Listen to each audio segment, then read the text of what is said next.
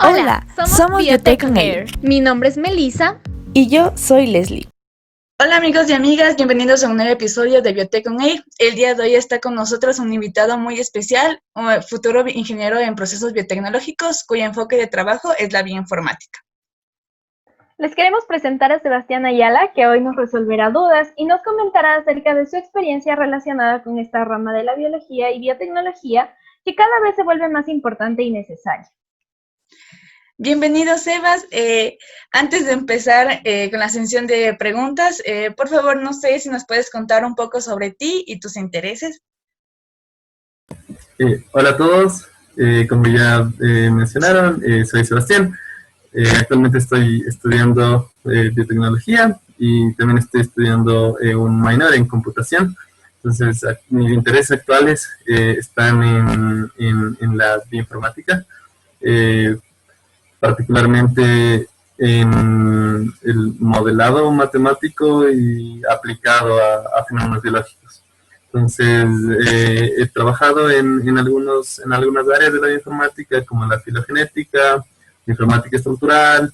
Entonces, tengo un poco de experiencia en esto, pero sí, o sea, después quisiera especializarme más en, digamos, modelado matemático aplicado a fenómenos biológicos.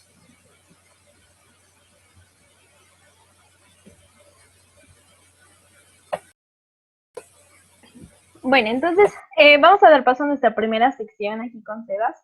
Y tenemos como primera pregunta, creo que algo súper importante antes de poder continuar con las siguientes preguntas, y es, ¿qué es la bioinformática? Sí, esto es esencial. Entonces, de forma general, la bioinformática es una ciencia multidisciplinaria que integra distintas áreas como la estadística, la computación, la biología, obviamente la matemática y otras, y que tiene como objetivo comprender y predecir fenómenos biológicos, y en base a esto, sugerir diferentes aplicaciones. Entonces, recién me di una conferencia sobre bioinformática que dieron una definición súper interesante que me pareció, que es básicamente que la bioinformática es la ciencia de datos aplicada a la biología. Y esto es interesante porque la ciencia de datos involucra dos áreas fundamentales, que es la estadística y la computación, y un área de dominio particular, que en este caso la bioinformática es la biología. Y respecto también a hay que aclarar que la bioinformática es un área como muy grande. Entonces abarca temas como muy diferentes, pero que se consideran todavía como bioinformática. Entonces actualmente no existe todavía una definición clara de qué es y qué no es bioinformática. Actualmente hay un debate como amplio en eso. Pero de forma general, se puede decir que existen tres aplicaciones que se pueden considerar como bioinformática. Una es el análisis de datos, la segunda es el desarrollo de software, es decir, hacer programas que te permitan analizar datos, y el tercero es el modelado, que básicamente es usar matemáticas para entender fenómenos biológicos. Sebas, desde tu punto de vista, ¿tú crees que un biólogo y un biotecnólogo debe conocer sobre la bioinformática para hacer sus investigaciones? Sí, yo creo que principalmente todos los que estamos en el área de biología deberíamos tener las nociones básicas de esto, de lo que es la bioinformática, ya que actualmente estamos en la era del Big Data. Entonces en biología también actualmente existe una abrumadora cantidad de datos en diferentes áreas, en cualquier área de la biología que tú veas. Actualmente existen muchísimos datos. Entonces, la importancia de la bioinformática está en que te da las herramientas para que tú puedas analizar esos datos y para que puedas sacar información relevante de esta información que tú tienes. Entonces, en ese sentido, la bioinformática actualmente está cumpliendo un rol fundamental. Además, cumple un rol fundamental en el hecho de que te ahorra tiempo al momento de hacer ensayos experimentales, porque puedes hacer modelado de diferente tipo, y eso te permite ahorrar tiempo después en los experimentos. Tenemos una pregunta relacionada con la que te comentaba Les, y es si es que en tu opinión, con el avance de la tecnología, que ya sabemos que ahora todo es tecnológico, ¿piensas tú que es indispensable que todos los científicos en general tengamos conocimientos sobre bioinformática?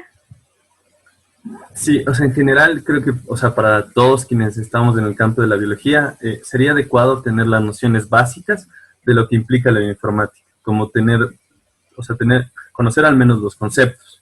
Pero algo que es importante también es que no necesariamente todos los biólogos y biotecnólogos deben convertirse en bioinformáticos, porque algo que sí se debe entender como que es un área que es como muy relevante actualmente, pero nosotros, o sea, los que hacemos análisis, igual necesitamos de las personas que están en el laboratorio y que generan los datos. Entonces, es muy importante esto, o sea, no es que la bioinformática es como la solución de todo, o sea, necesita de la parte de experimental y de las personas que están haciendo estos experimentos. Entonces, creo que ahí el rol de los bioinformáticos es como más o menos servir como un link, porque tienes como conocimientos de biología y también de computación, entonces sirves como un link para poder ayudar a las personas que hacen estudio experimental a entender mejor sus datos, digamos. Pero no creo que... Creo que, Claro, vale. perdón, no, me pareció súper importante lo que acabas de decir, Sebas, porque creo que muchas veces cuando uno solamente como que tiene una parte de la historia, sí se asusta un poco, ¿no? Y dice como que, bueno, o sea, no me gusta la bioinformática, entonces tal vez esta carrera no es para mí. Entonces, lo que tú dices es súper importante para que las personas que nos estén escuchando lo tengan claro si tal vez tienen este temor. Desde tu punto de vista, ¿piensas que la educación universitaria debería fortalecer este campo de la bioinformática? Porque en nuestra carrera, la malla recién se integró como bioinformática, recién este año. Entonces, ¿tú piensas que es necesario tomarle como una materia y que un biotecnólogo salga aprendiendo de esto? Sí, totalmente. En mi experiencia, no tuve ninguna clase en la universidad que, por ejemplo, me haya enseñado de forma práctica qué es la bioinformática. Recibí algunas clases en el que mencionaban el tema, pero todas fueron súper teóricas y todo, o sea, nunca aplicabas lo que te enseñaban teóricamente y, o sea, en realidad nunca entendías bien de qué va. Solo sabías que es útil, pero no sabías cómo no, o sea, no lo aplicabas, entonces o sea, nunca se llegaba a entender bien en las clases y por eso sí pienso que actualmente en las mallas de biología y biotecnología sí se debería enseñar o sea, debería haber una materia de bioinformática, pero creo que debería ser con un enfoque no teórico, sino más bien práctico, como que te enseñen herramientas con las que puedas hacer cosas y hacer análisis, hacer este tipo de cosas.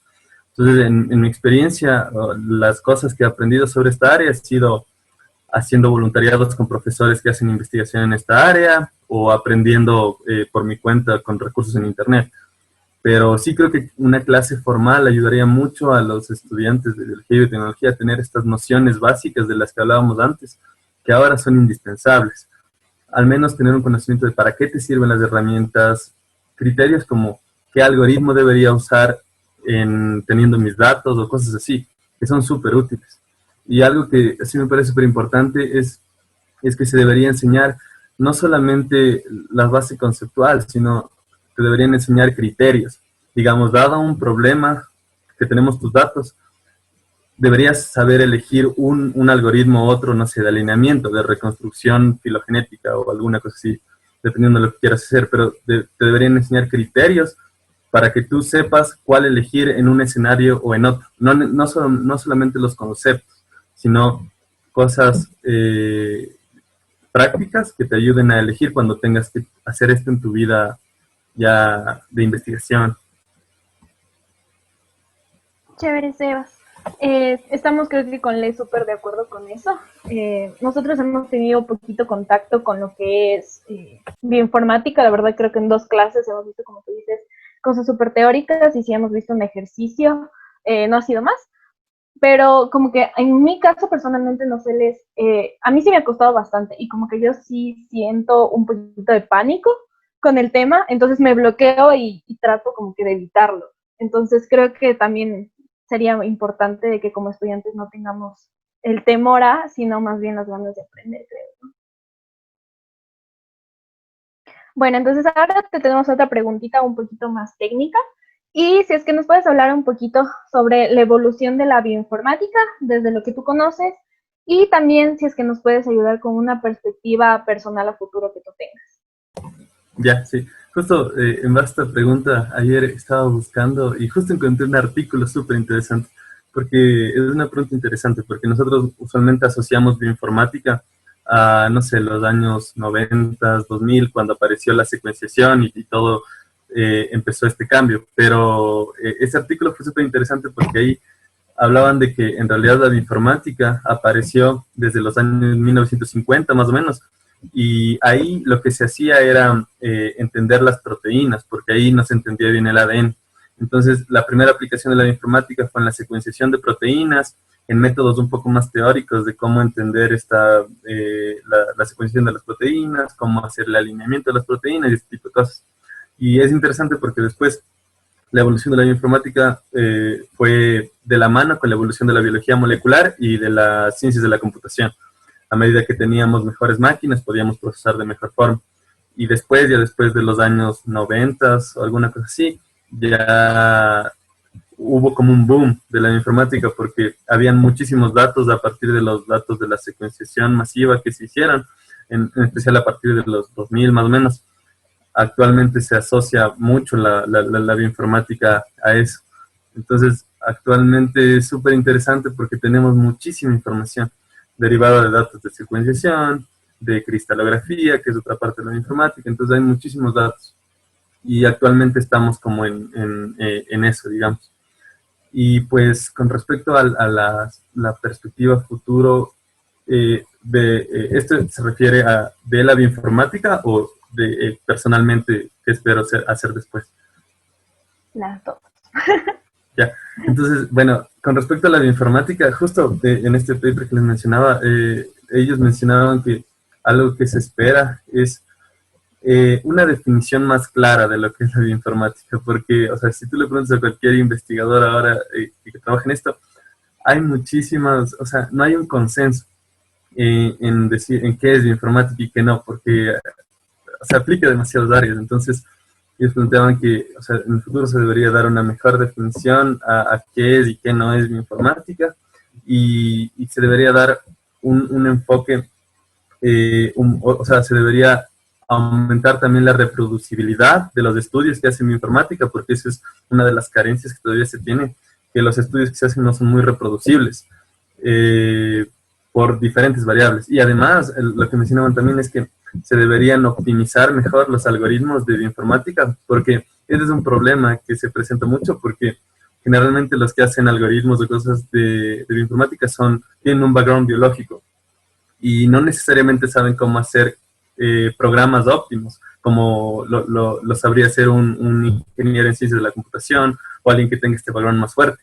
Entonces ellos planteaban de que, o sea, una de las cosas que se plantea es optimizar los programas que se tienen para que se utilicen menos recursos computacionales y para que puedas hacer más rápido el procesamiento y todo este tipo de cosas para que todo sea mejor.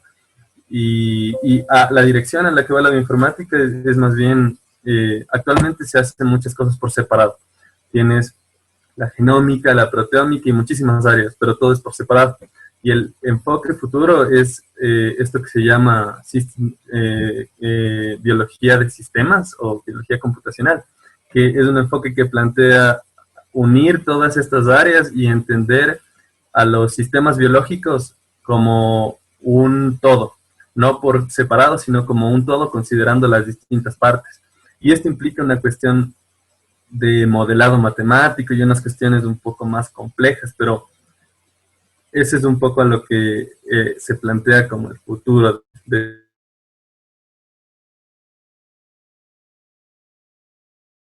Pues a mí me gusta mucho ya más la parte asociada a computación aplicada a biología.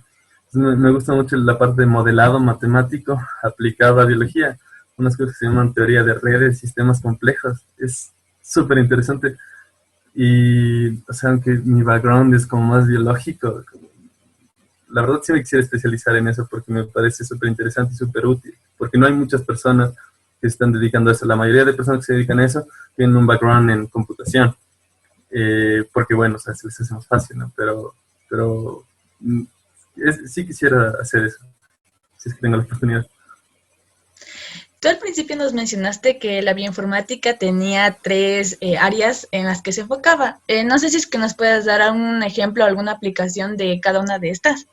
Sí, justo eso sería bueno. Entonces, la primera aplicación que les decía es el análisis de datos. Entonces, bueno, podemos aplicarlo ahorita que estamos en esta cuestión de la pandemia y esto ponemos el ejemplo de el COVID-19. Entonces, en el análisis de datos lo que harías sería, haces la secuenciación de las muestras de los pacientes con COVID-19 y para lo que te sirve la bioinformática es para coger estos datos y tienes esta secuencia que está desordenada y que es una cuestión, es mucha información con muchas letras, pero que no tiene sentido.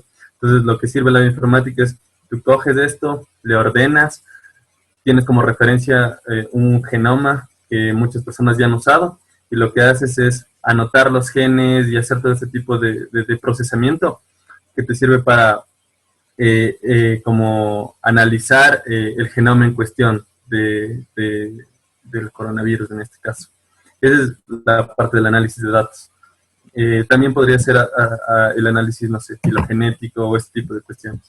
La segunda es el desarrollo de software bioinformático. Entonces aquí es una cuestión más de que tú creas un programa que te permita resolver algún problema en el fenómeno que estamos estudiando.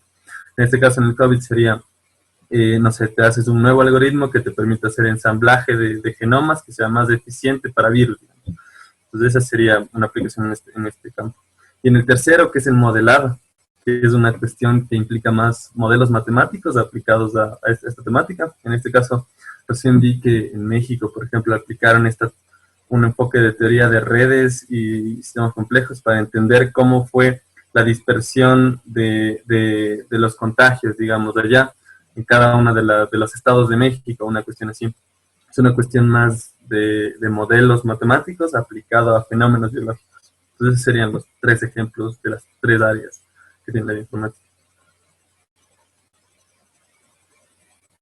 Chévere, Sebas. Lo que queremos preguntarte ahora es qué herramientas se necesitan para hacer bioinformática y si necesitamos de algún tipo de computadora o dispositivo específico para hacerlo. Sí, respecto a esto, creo que depende. Depende del análisis que estés haciendo y depende del tamaño de tus datos. Entonces, sí es, y del proyecto que estés haciendo específicamente. Entonces, como les mencionaba antes, ¿no? La informática es como un área como muy amplia, tienes un espectro muy amplio de posibilidades que puedes catalogar como informática. Cada uno tiene distintos requerimientos y especificidades, pero en general, si quieres hacer como cuestiones como un poco sencillas, con pocos datos, sí lo podrías hacer con una laptop como normal. En promedio, los requisitos computacionales, digamos, en lo que te fijas normalmente es en la memoria RAM, que, o sea, debe ser al menos de 8 gigas. Entonces, tienes la memoria RAM, después tienes el almacenamiento, el disco duro. Entonces, eso también es importante en las computadoras, que usualmente 1 tera o alguna cosa así es suficiente y está bien. Y después tienes el procesador, que es el que te permite, es lo que te permite la computadora analizar y hacer los cálculos. Y eso también, por ejemplo, el básico sería un Intel Core i7 al menos, o no, un Intel Core i5 está bien. Y puedes hacerlo. Y eso, o sea, con una laptop normal puedes hacer muchísimos cálculos. Con tu laptop normal podrías hacer un, no sé, ensamblaje del genoma de un virus, por ejemplo, que son chiquitos. Y todo bien, tu computadora aguanta. Pero después, si es que ya quieres hacer, digamos, estudiar, no sé, hacer un ensamblaje de genoma de una planta, que por ejemplo tienen son poliploides y tienen diferentes cromosomas, son muchísima información. Ahí ya usas diferentes, se llaman como clusters o son arquitecturas de cómputo de alto rendimiento, se llama, que son básicamente como muchos CPUs puestos en uno solo y que te permiten solamente hacer cálculos. Entonces, sí, cuando ya tienes muchos datos, utilizas estos servidores. Y básicamente eso con respecto a la cuestión de hardware, digamos. De ahí respecto a la cuestión de conocimientos que quizás deberías tener, algo importante es al menos que sepas un lenguaje de programación, cualquiera, el que te acomodes. Usualmente la gente, actualmente uno de los lenguajes más populares es Python, porque es fácil, o sea, es fácil de entender, es como si estuvieras leyendo inglés tal cual, como que le das a la compu las órdenes como si estuvieras escribiendo inglés, entonces es bueno. Pero de ahí también otras personas empiezan con Bash, y empezar con Bash es bueno. Bash es el lenguaje de programación asociado a los sistemas operativos Unix, en los que tienes esta línea de comandos que te permite hacer cosas. Entonces ese también es súper necesario. Y ahí viene otro requisito, que es que te sepa relacionar con sistemas operativos basados en Unix, como Linux o macOS. Entonces, eso también es necesario. Y la otra es también que te relaciones con la línea de comandos, esta pantalla negra y que te sale y que solo escribes código. Entonces, al inicio es como tienes miedo porque no sabes qué hacer y es como, rayos, ¿dónde está la interfaz gráfica a la que estamos acostumbrados toda la vida? Pero después ya te acostumbras y es práctica, es una cuestión solo de práctica. Sí, esas creo que serían las cosas fundamentales para empezar a relacionarte un poco con bioinformática y trabajar en pequeños proyectos. Sí, eso creo que sería. Yo tengo una pregunta. Yo no sé cuál fue tu primer encuentro con la bioinformática y qué es lo que te motivó a seguir con esta, no sé, disciplina que en realidad, o sea, yo en realidad, para mí es súper nueva y como dijo Meli, yo también como que tengo un poco de miedo de poder intentarlo, pero ya con todos los tips que nos estás dando, como que nos estás animando cada vez más a profundizar en en esta rama de la bioinformática. Entonces, no sé si nos puedes contar un poco de tu primer encuentro con la bioinformática. Sí, a ver, la primera vez. Sí, claro, eso fue cuando yo antes estudiaba en Ibarra, un semestre, y allá, como en tercer semestre, ya nos da, ahí se había una materia que era como bioinformática. Y ahí no entendíamos muy bien, porque ni siquiera teníamos bases de biología molecular, bueno, y todo. Pero, o sea, ese fue mi primer acercamiento a la bioinformática, y justo en esa clase la tuve con un profe que fue súper bueno y que nos motivó a aprender y que él ya nos empezó a motivar a que usemos Linux, la línea de comandos, y ahí aprendí muchísimo. Y ya después, cuando vine acá a Quito, igual empecé a trabajar en algunos proyectos con otro profe de la U. Y después fue chévere porque pude reencontrarme en otra universidad, en la UDLA, con el profe que le conocí en Ibarra. Y con él fue con el que ya empecé a hacer proyectos y cosas en informática. Y al inicio sí fue como complicado, o sea, sí me daba miedo, ¿no? Como era complicado, como la compu y este tipo de cosas, pero después como que me pareció solo genial y solo seguí aprendiendo cosas. Y es súper chévere porque actualmente existen muchísimos recursos para aprender. Entonces, o sea, actualmente la cuestión solo está en la motivación que tengas para hacerlo, porque los recursos están disponibles y la cosa más importante es quitarte miedo, porque ese es el mayor limitante. Pero de ahí es una cuestión solo de querer intentar.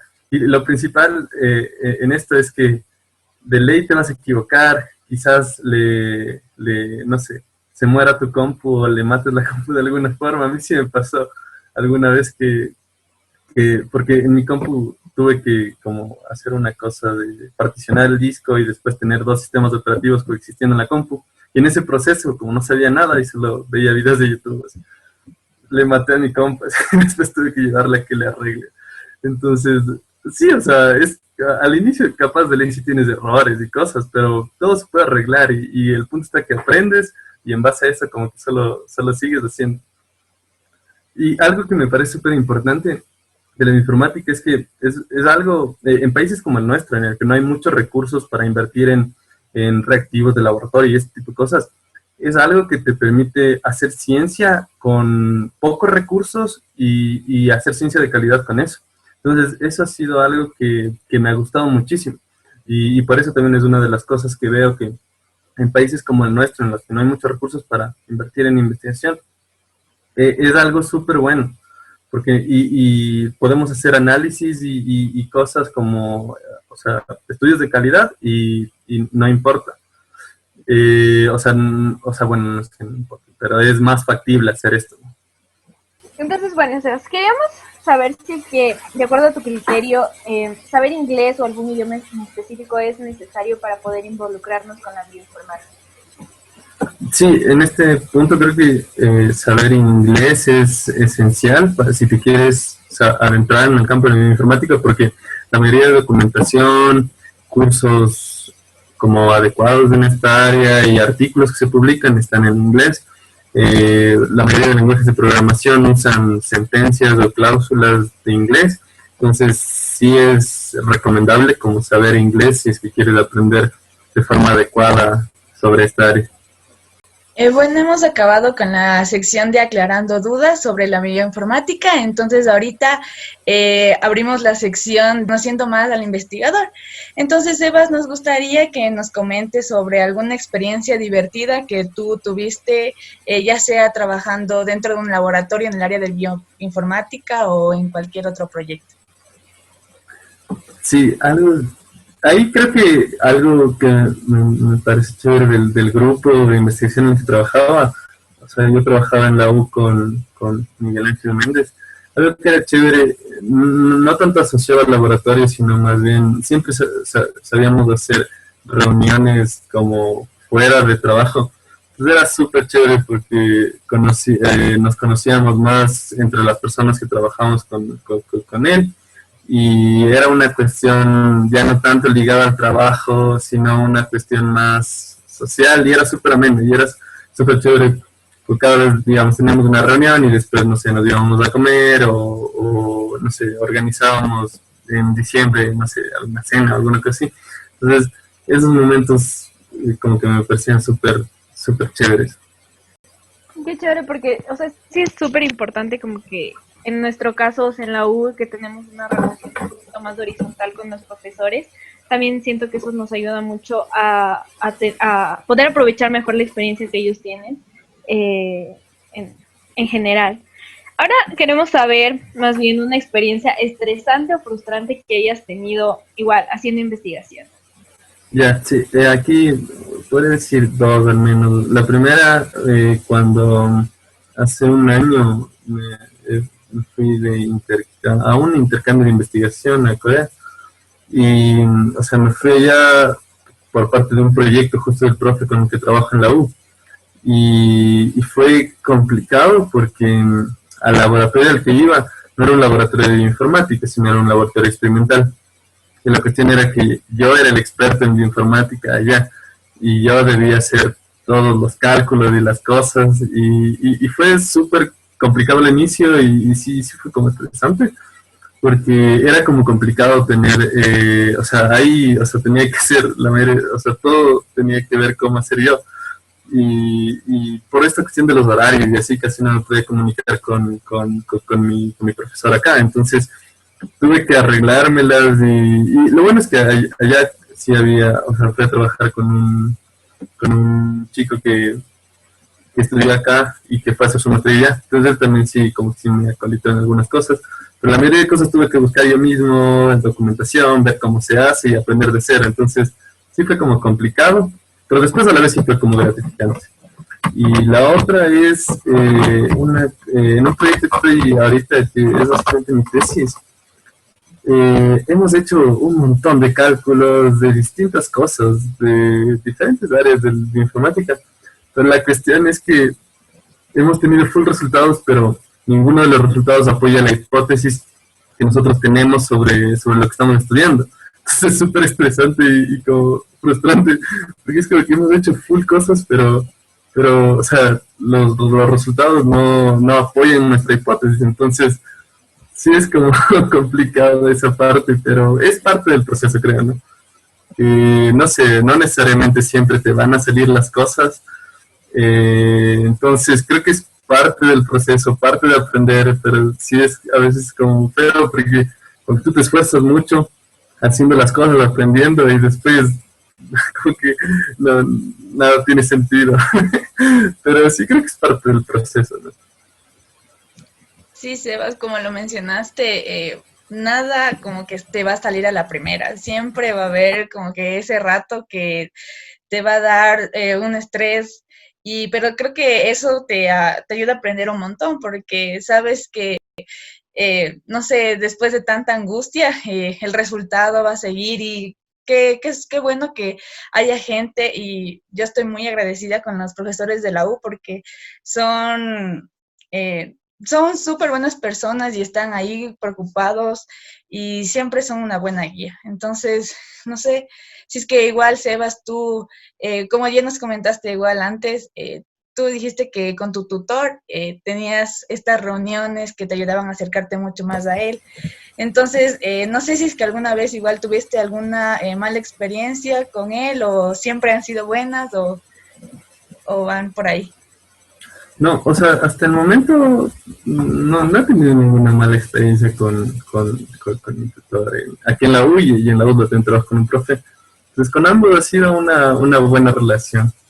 Sí, es interesante, no sé, pero creo que tienen demasiada confianza en mí, y no sé, creo que es el tipo de persona también, porque ellos no son el tipo de tutores que te están presionando y que te están pidiendo las cosas que ya tengas. Ellos en cambio es lo contrario, son demasiado relajados. Y es como que si es que yo no les presento algo, si es que yo no les digo, ellos es como, el Seba lo va a hacer, ¿no?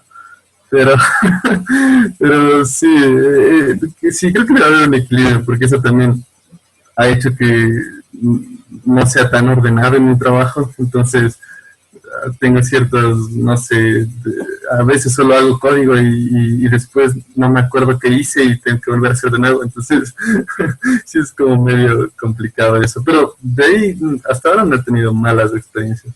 La mayoría sí han sido como una buena relación, digamos así. Pues hasta ahora tenemos unas preguntas en cuanto a la parte académica, y nos gustaría saber qué materia te gustó más a lo largo de estos años de carrera y por qué. ¿Cuál es como que la dirías? Chuta, la vuelvo a tomar o algo así. Es chistoso porque las materias que más me han gustado no han sido de biotech. Así, por ejemplo, la que más me ha gustado ha sido programación. Amé esa materia, pero demasiado con la vida. La volveré a tomar, no sé, las veces que sea necesario, 10 veces. O sea, fue genial porque fue una materia chévere, y además del profe que me tocó en programación, fue increíble. Y era genial porque ahí como que despertó un poco más mi amor por la computación. Porque, o sea, la mayoría de la gente no le importaba mucho, pero yo siempre le estaba haciendo preguntas en clase, y nos quedábamos conversando después de la clase sobre temas así random, como que no sé, estoy haciendo esto, ¿cómo puedo hacer esto? Y uno decía, capaz puedo hacer esto. Y con él también tengo una relación súper buena, y hasta ahora como que le voy a ver a la oficina, conversamos, me ha contado en algunos proyectos que he hecho de algunas clases, así igual de computación. Entonces, esa clase sí fue la mejor. Y claro, de ahí otras clases de mate, como álgebra lineal, matemática discreta, también fueron hermosos. ¿Tus expectativas con respecto a la carrera de biotecnología cambiaron una vez que cursaste? Y ahorita, ¿cuáles son tu expectativa ya cuando te gradúes? Sí han cambiado bastante, de hecho, porque claro, o sea, al inicio yo era una persona que sí veía esto de el laboratorio y del campo, digamos, como algo súper bacán, súper chévere. La mayoría de cosas que leía eran, no sé, sobre biotecnología y cosas relacionadas a eso. pero a medida que avancé en la carrera, no sé, como que despertó mi parte más, que me estamos ahora, que es más la computación, la matemática. Entonces, no sé, sentí que en la carrera per se no teníamos una formación tan como estricta y tan adecuada respecto a eso, y eso no me gustaba. Como había muchas cosas muy teóricas y eso no me gustaba. Me iba bien, pero no me gustaba. Entonces después hubo este cambio y lo bacán fue que pude coger materias de computación y de mate, y estoy terminando un minor en computación. Entonces, eso fue chévere porque, o sea, cambió totalmente las expectativas que tenía. Ahora, mis expectativas del futuro son, o sea, literal, o sea, yo ya no me veo trabajando en un laboratorio o yendo al campo a colectar las muestras. Ya no me veo así. Y lo que es súper diferente a cómo empecé antes, ¿no? Cómo empecé la carrera. No sé, ahora me veo analizando datos, haciendo modelos, aplicando cuestiones de matemática y computación a fenómenos biológicos, porque siento que casi no hay gente que se dedique a eso. Hay informáticos, pero la mayoría hacen análisis de datos y se quedan en eso, lo que está bien. Pero yo sí creo que falta bastantes personas que se dediquen al desarrollo de software y al modelado. Estas dos áreas casi no están muy desarrolladas, en especial en nuestro medio. Aquí en el país no he conocido muchos investigadores que hagan esto, entonces sí me parece algo necesario. Entonces eso es lo que me voy haciendo después, hacer modelado, aplicando matemáticas y computación a sistemas biológicos. Qué chévere, Sebas. Realmente sí nos da mucho gusto de que tú estés realmente emocionado con lo que planeas hacer, y que ojalá en serio sí cumplas todos tus propósitos. Porque es súper chévere, porque como tú dices, en Ecuador realmente es un área que no está tan desarrollada, y sí sería súper importante que podamos tener eso aquí con nosotros. Ahora queremos preguntarte, o que más bien tú nos des una recomendación más bien a las personas que nos están escuchando, sobre cómo manejar la frustración, ya sea como estudiante o como investigador, ¿no? ¿Cuál ha sido tu tip, o a qué es lo que te apegas cuando estás en los momentos más desesperantes? Sí, sí es una cuestión como complicada, como siempre hay estos momentos en los que solo quieres botar la toalla y dejar todo ahí y dejarlo, pero no sé, en lo que a mí respecta, siempre ha habido esta, digamos, esta motivación de a pesar de que las cosas que salgan mal, como intentar seguir ahí, intentando. Algo que también es full recomendable es como hablar con otras personas que sepan un poco del área y que te ayuden a resolver el problema, porque muchas veces nosotros nos sentimos frustrados, no sabemos qué hacer y nos ofuscamos nosotros. Entonces siempre es bueno como tener la ayuda de alguien más que quizás nos ayude de pronto a solucionar lo que estamos haciendo. Y eso es súper necesario, creo yo. Buscar ayuda es como súper necesario, y lo que decía al inicio, ¿no? La perseverancia de como mantenerte haciendo lo que te gusta, a pesar de que las cosas como que no salgan de la manera en la que esperabas. Pero, o sea, de alguna forma, si es que te gusta y si es que lo haces como con pasión, digamos, al final sí va a haber como resultados, y eso sí es como, sí hay una como casi garantía de eso, de que las cosas al final salen de una u otra forma, sí resulta. Y ya para acabar este podcast, nos gustaría que tú nos dieras igual una recomendación para los futuros científicos que nos están escuchando, ya sea desde desde la rama que a ti tanto te gusta, la bioinformática, o en general de un biotecnólogo. En general, lo que recomendaría a la gente es que no tengan miedo de arriesgarse y no tengan miedo a lanzarse a cosas nuevas, que muchas veces nosotros solo nos quedamos en nuestra zona de confort y decimos como que sí, no, mejor quedémonos de los que ya sabemos, de los que estamos acostumbrados, y por miedo no nos arriesgamos a entrar en otras áreas que quizás puede que sean un poco más complejas debido a que necesite ciertos conocimientos, pero es lograble, o sea, se puede hacer. y solo se necesita la motivación, la motivación de uno mismo y las cosas salen. Es una cuestión solo de querer y estar dispuesto a hacer las cosas. Y otra cuestión también que a mí me parece súper útil es la de, ¿cómo diría? Intentar ser un poco, mantener relaciones buenas, digamos, con profesores o con otras personas o que no son tus profesores, pero si te gusta un área en particular, no sé, como que busques quién está trabajando en esa área en el país o afuera y que empieces a hacer networking con ellos, que les empieces a escribir, que empieces a golpear puertas, porque es súper necesario.